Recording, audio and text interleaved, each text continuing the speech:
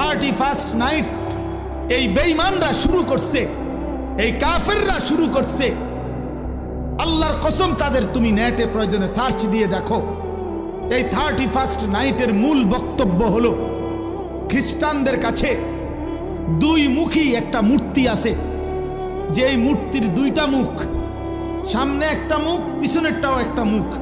এই দুই মুখী দ্বিমুখী একটা মূর্তি।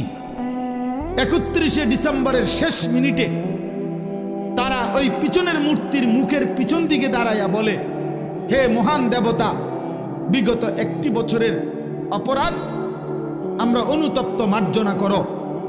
আর ঘুরে আইসা আবার পরের মিনিটে, নতুন বছরের প্রথম মিনিটে এই সামনের মুখের কাছে আইসা বলে, আগামী 1 বছর হে মহান দেবতা ভালোভাবে রাখো। এই আল্লাহর কসম, এই